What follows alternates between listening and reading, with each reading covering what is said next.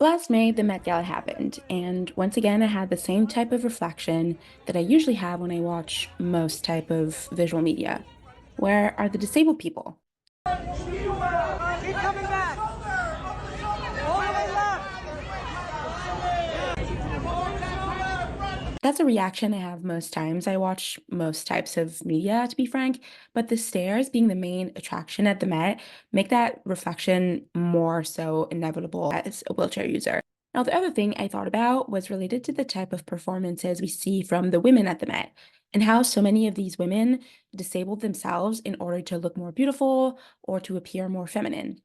And how, when these same limitations are experienced by disabled women, the beauty and the femininity seemingly disappears. Pretty Girls Cosplay Disability, Overcoming Self-Induced Physical Limitations for Femininity is a piece that I wrote about this paradox, looking at the contrast between our understanding of femininity and beauty at its highest form, when performed by some of the most privileged and beautiful women on earth, and how these performances are reminiscent of disabled women's experiences. I'm filming this video on Halloween. I was hoping to channel 2024 Met Zendaya vibes, so this is to explain my current appearance, but even larger than discussions about the Met and this specific article, this piece also digs into how in patriarchal society we have normalized the lack of comfort in order to achieve beauty and femininity, sometimes even leading to painful outcomes in ways that are often not required of men. Now, to talk theory for a little bit, Connell's concept of femininities is like a pyramid, and that's that pyramid that I use in my article.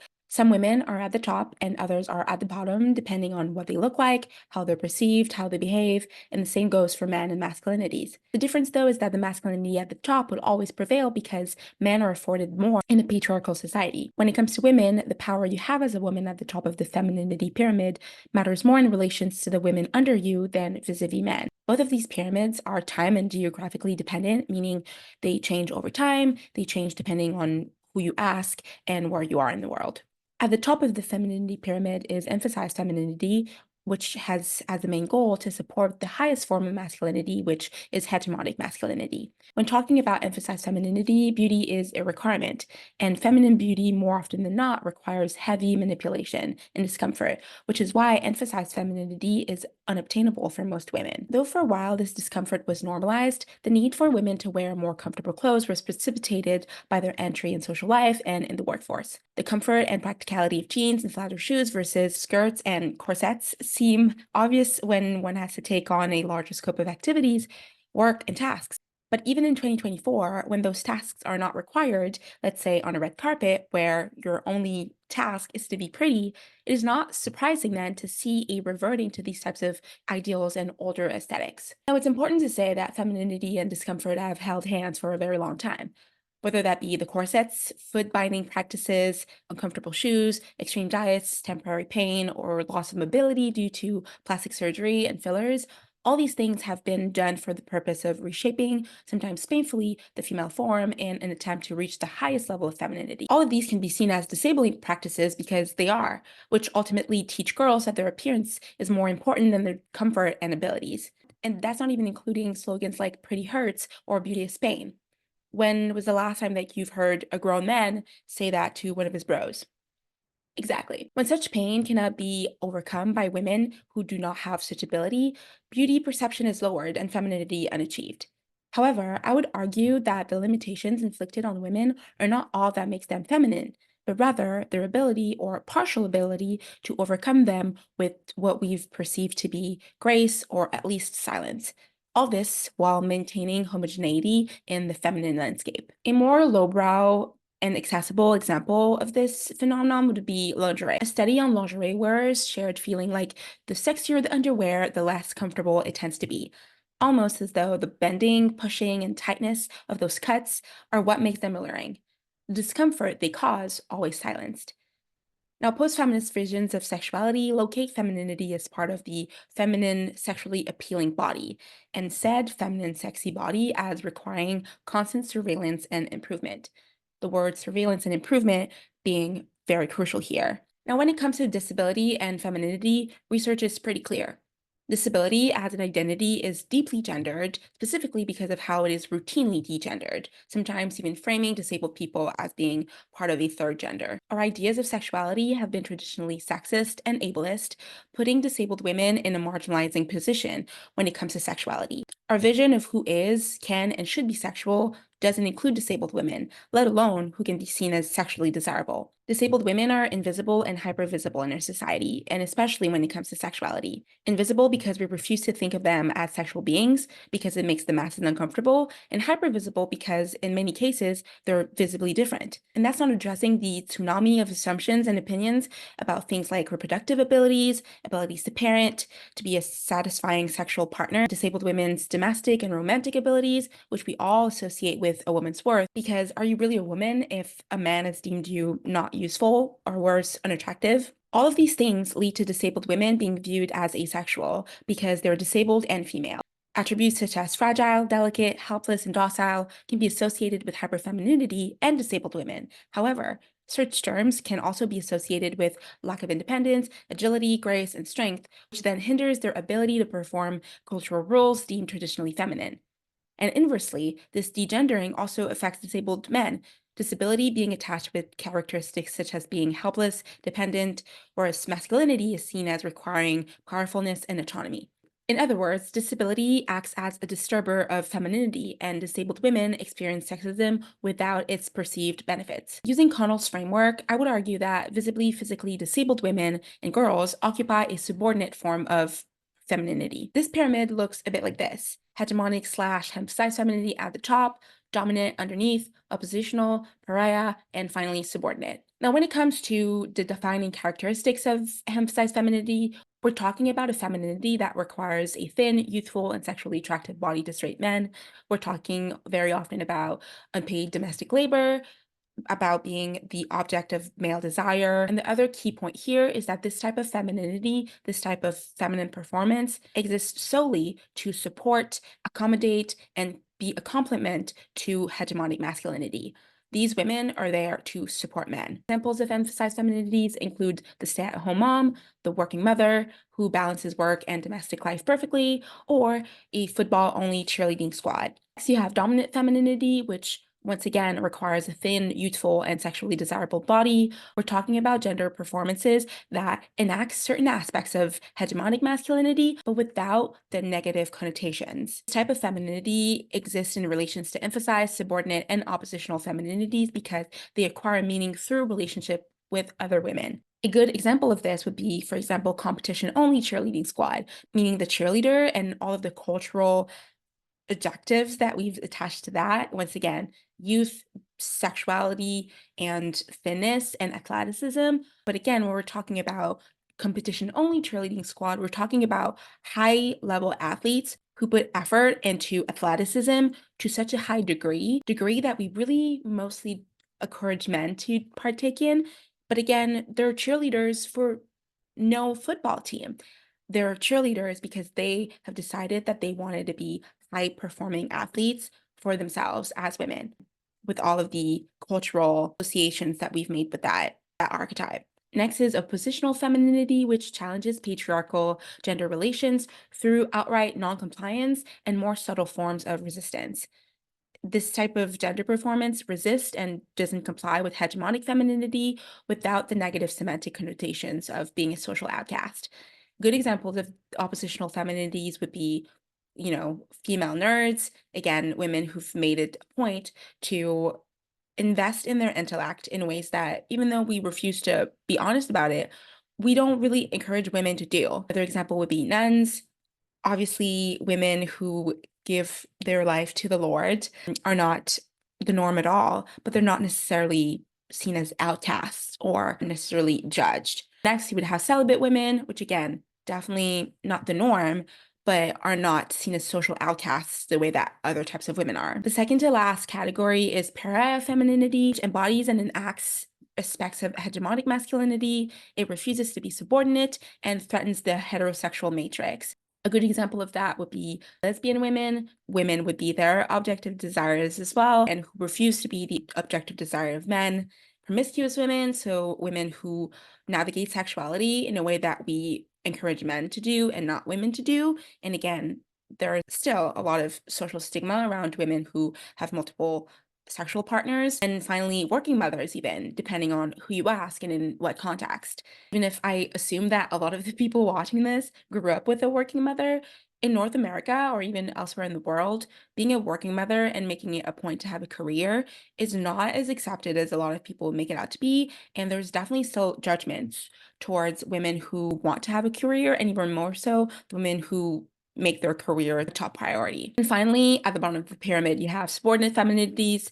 Now, it is important to note that these categories can also overlap. So subordinate femininities would also be a positional if they refuse to complement hegemonic masculinity. We're talking about women who are unable to embody signifiers of emphasized or dominant femininity, such as slenderness, athleticism, and heterosexual desirability. Examples of that being, once again, nerds, depending on who you ask. So women who seemingly are unable to embody what your traditional idea of a cheerleader would be, for example, and also disabled and fat women. In this case, specifically talking about women who are unable to physically be what we've told women that they had to be, which is often thin and sexually attractive to men.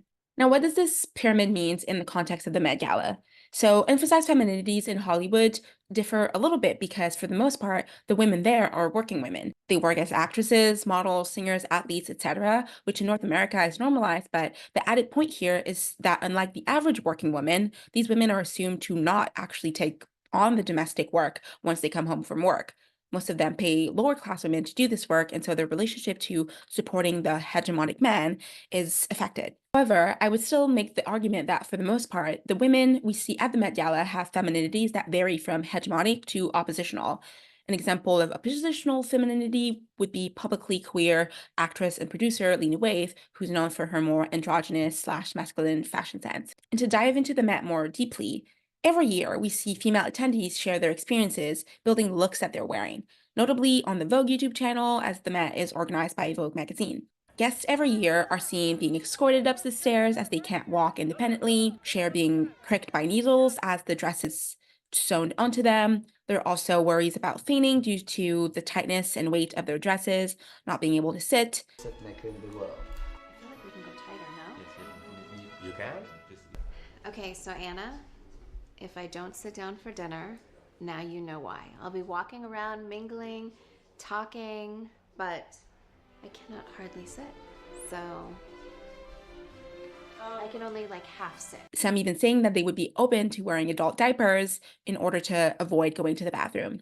All of these experiences are reminiscent of disabled experiences, as they emulate symptoms of various health conditions, including reduced mobility or chronic pain in the case of difficulties walking and sitting, limited lung function in the case of difficulties breathing, and poor bladder / bowel control in the case of diaper use.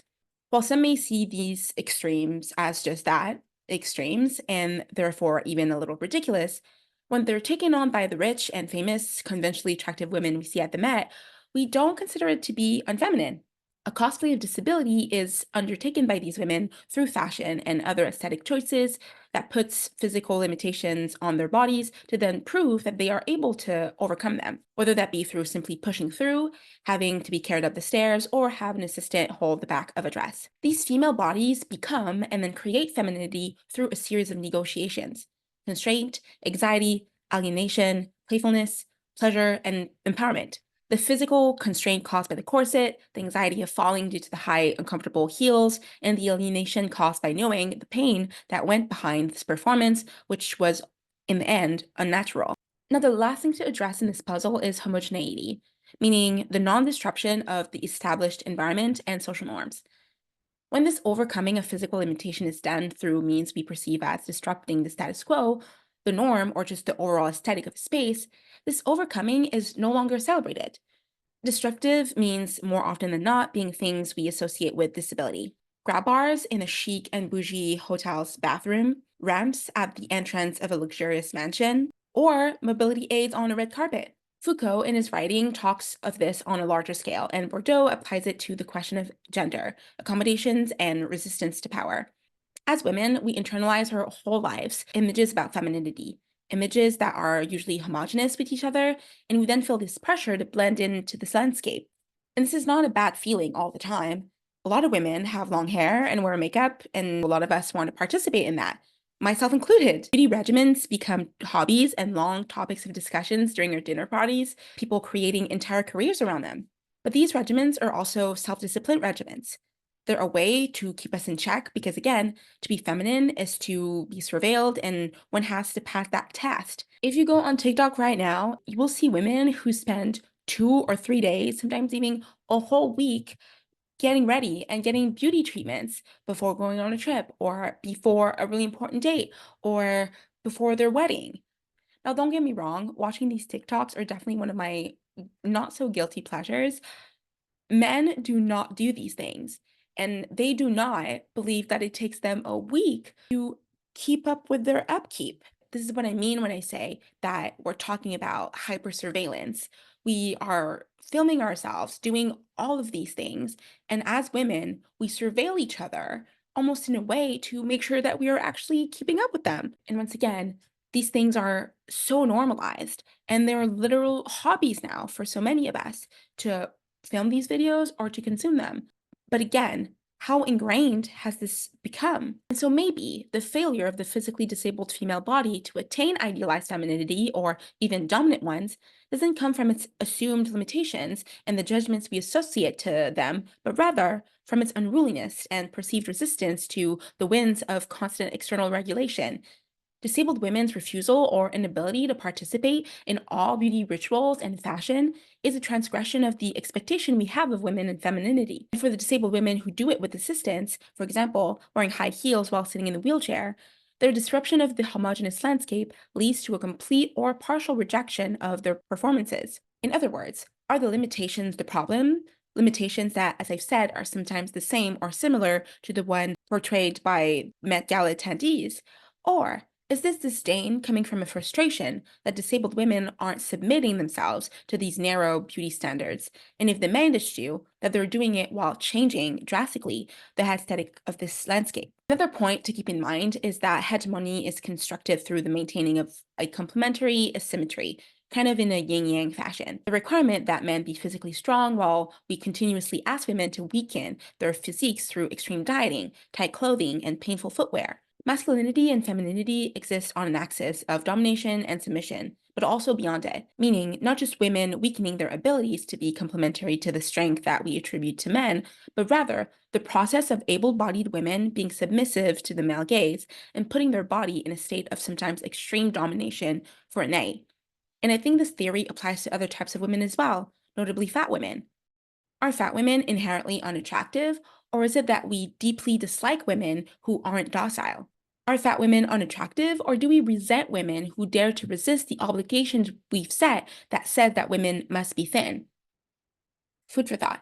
Homogeneity is also maintained through the way we don't talk about the labor that goes behind the attempts of attaining this idealized femininity, or at least in the way we deeply trivialize it. Men remaining unaware of this beauty work reinforces patriarchal ideas about men being the active and work-focused gender, and women not talking about these hardships keeps them controlled and reinforces the idea that femininity is both made yet natural. Made because it requires constant fixing, and natural because we don't talk about the fixing. So what does this all mean in the grander scheme of things? The Met Gala in the 2020s exists as a floor to create and reinforce gender ideals and beauty standards, but rarely do we see that event as having a link to disability. Every year, we see some of the most beautiful women on earth disable themselves in order to appear even more beautiful and feminine, and yet it seems like in a Cinderella type of way, on the first Sunday of May, and on this day only, we decide to not see those limitations as unattractive. But then the clock strikes midnight and the red carpet ends. We all go back to seeing them as inherently unfeminine and unattractive. The contradiction is that both the applaud of physical limitations when self-inflicted and the disdain of them when they're permanent is perhaps inherently feminine, because femininity as we perceive it requires contradiction, the silent construction of a feminine spectacle that should be painfully pleasurable.